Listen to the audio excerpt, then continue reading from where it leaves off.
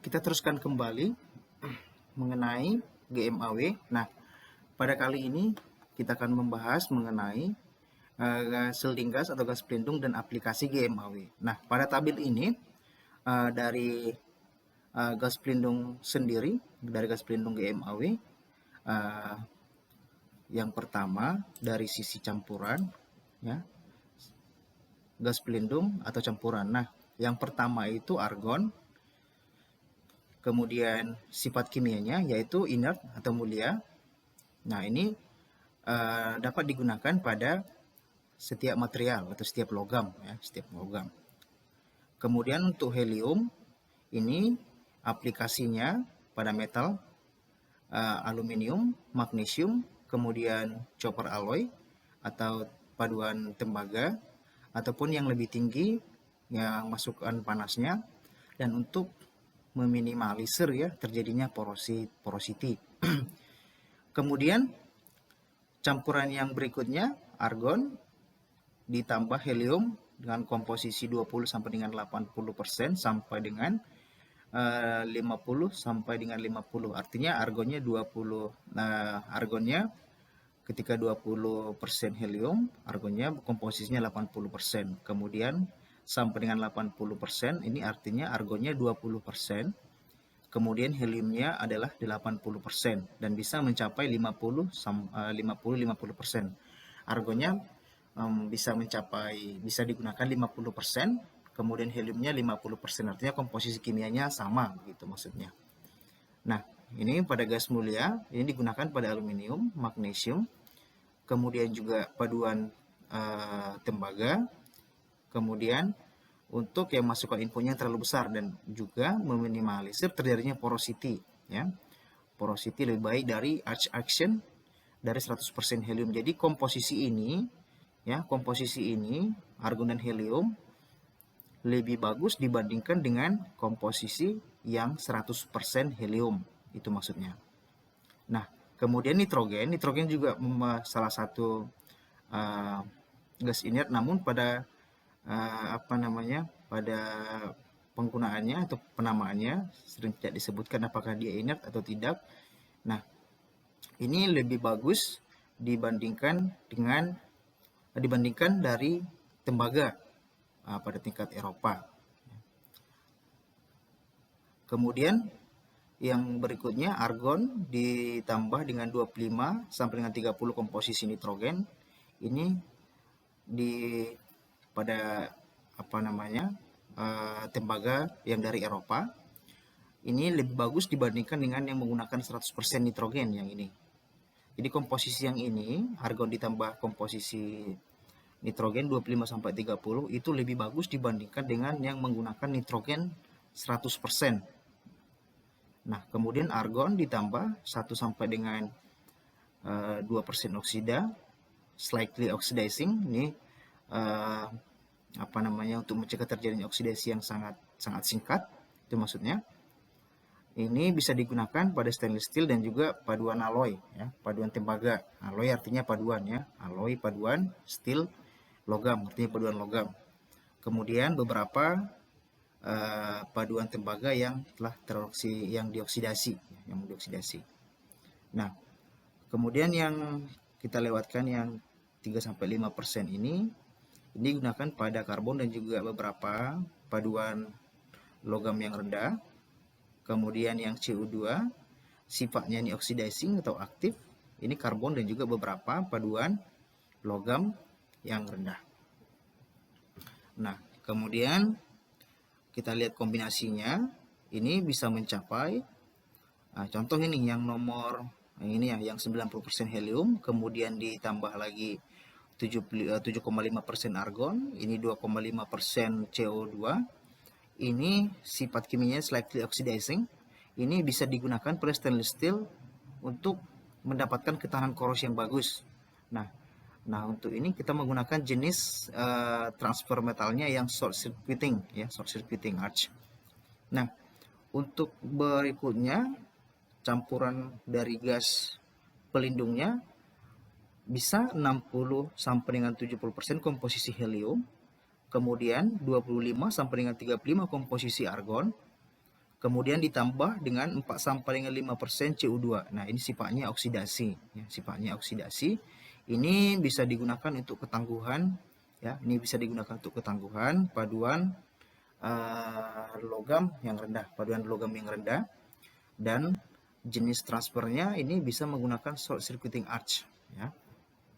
Nah, untuk elektrodanya sendiri, ya,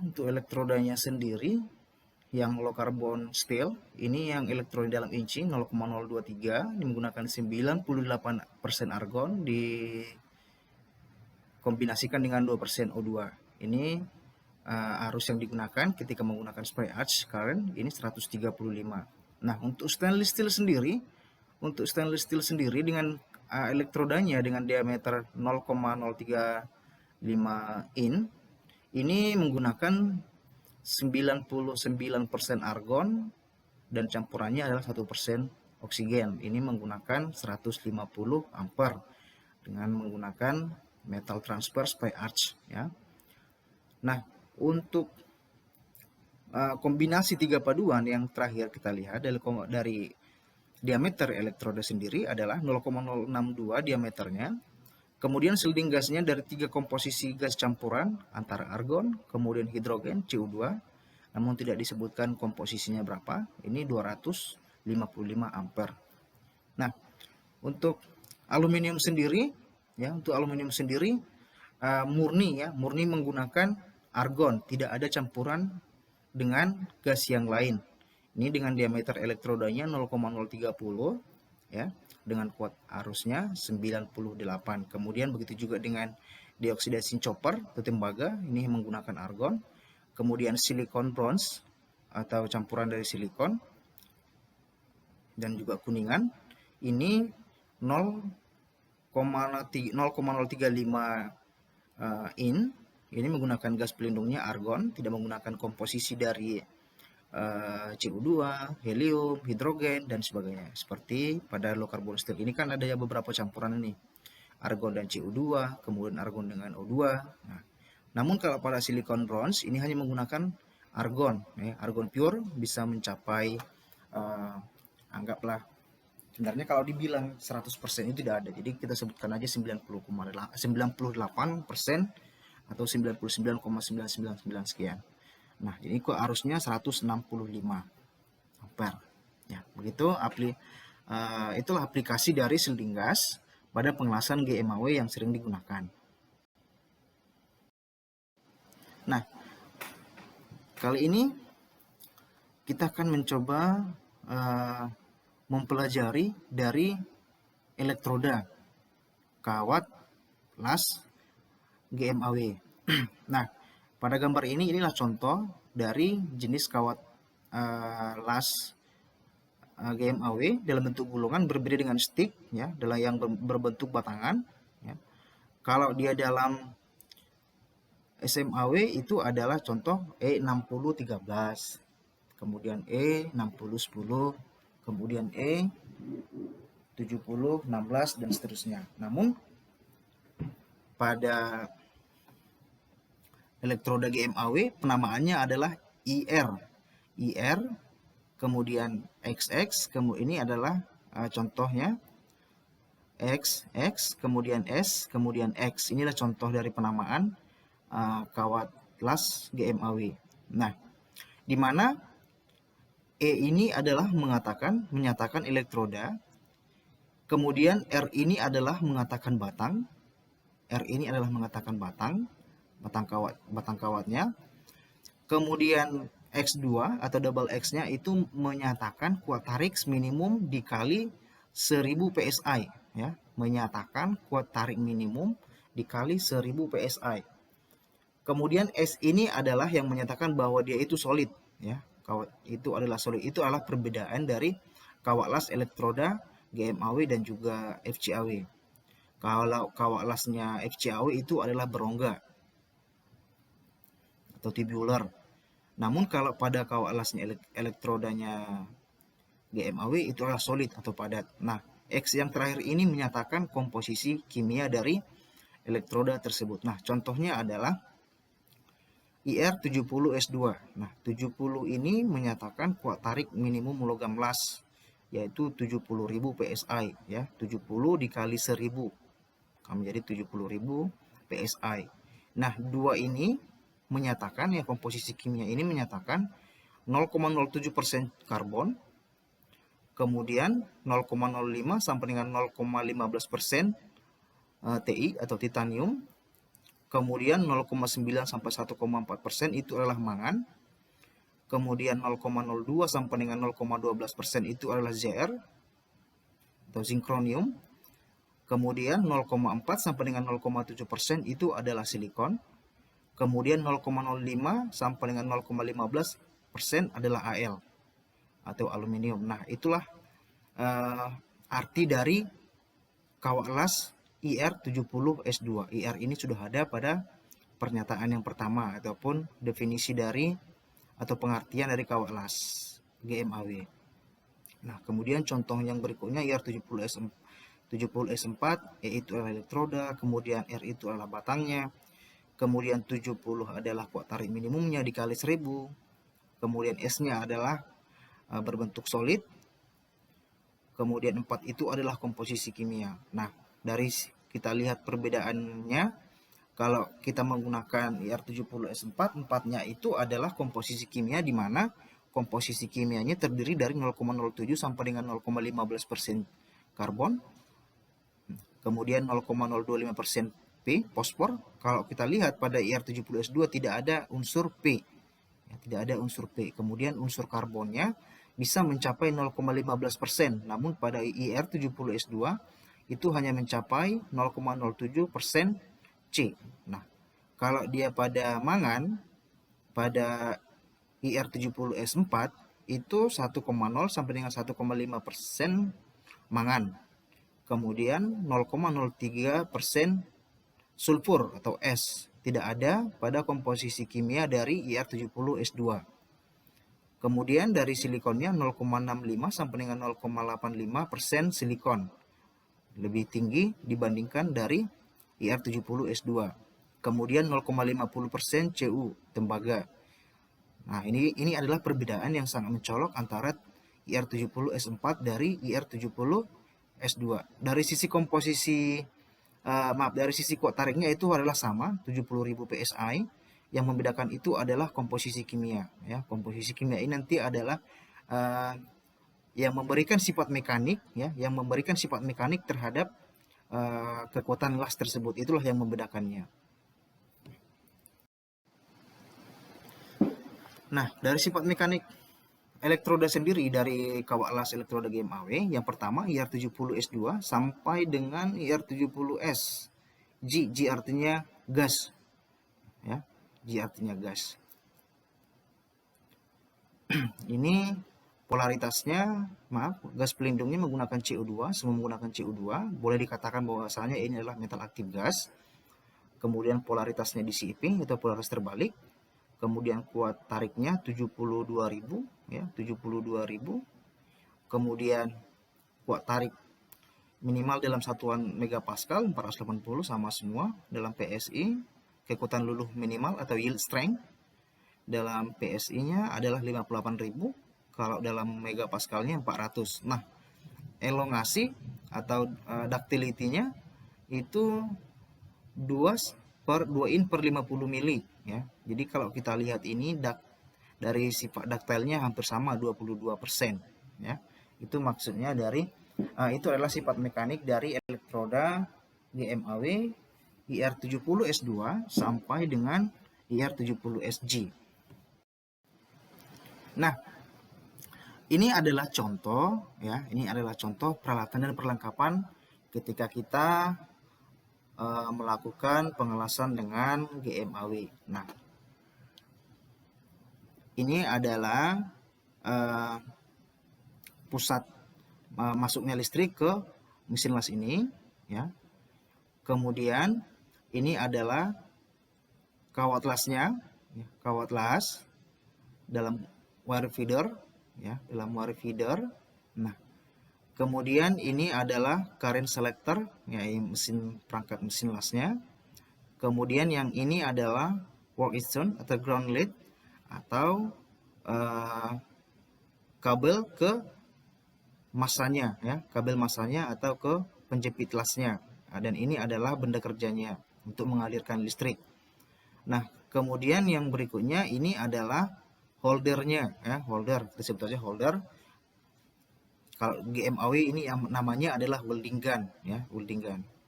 Kemudian ini adalah gas pelindungnya, bisa CO2, bisa argon, bisa kombinasi di antara gas pelindung yang lain juga. Nah, pada pengelasan GMAW ada 3 komponen penting ya, ada 3 komponen penting. Yang pertama dari wire feeder, ini untuk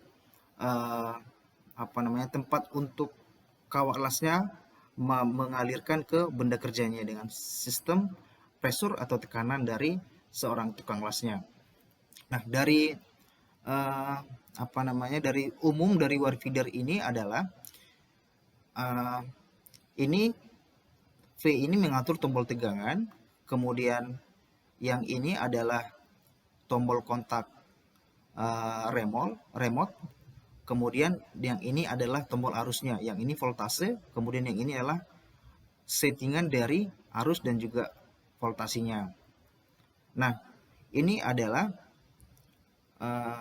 wire feedernya ya, wire feedernya. Kemudian ini merupakan roll wire feeder yang mengatur kecepatan dari elektroda tersebut, dari mesin dan juga wire feedernya. Nah, ini adalah kawat elektrodanya. Ini adalah kawat elektrodanya yang dihubungkan sampai dengan ke ujung gun. Dan ini adalah torch lasnya ya. Ini kita lakukan penekanan agar kawat lasnya berjalan, kemudian kita sentuhkan ke benda kerjanya. Ini adalah komponen dari mesin las wire feeder. Kemudian dari welding gun yang kita pecahkan yang ini. Nah, ini adalah welding gun, seperangkat welding gun. Ini ada welding torch ya, inilah welding torch, ini ditekan. Kemudian komponen yang di dalamnya ada nozzle ya, ada nozzle ya. Kemudian ada gas orifice, ini untuk menghubungkan gas pelindungnya, kemudian masuk ke nozzle-nya. Kemudian ada kontak tip, ini yang bertiga ini satu bagian di bagian nozzle ya, untuk melindungi gas pelindung agar tidak tidak berhamburan begitu. Jadi satu tempat ketika dilakukan pengelasan. Nah, kemudian yang ketiga adalah gas pelindung. Gas pelindung ini kita contohkan menggunakan gas pelindungnya CO2. Ini adalah regulatornya. Ini adalah regulator. Kemudian yang ini adalah kabel daya pemanas.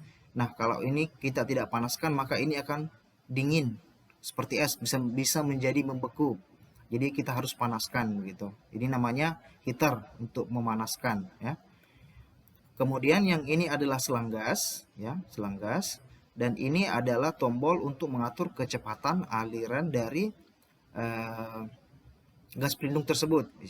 Jadi ini bisa kita setting, biasanya kita menggunakan 5 sampai dengan 15 liter per menit setelahnya ini. Kemudian ini katup untuk katup untuk membuka ya. Dan dari sisi belakang welder, kemudian sambungan heater ini disambungkan ke konektor ya. Kemudian ada sambungan gas masuk ya, ini sambungan gas masuk.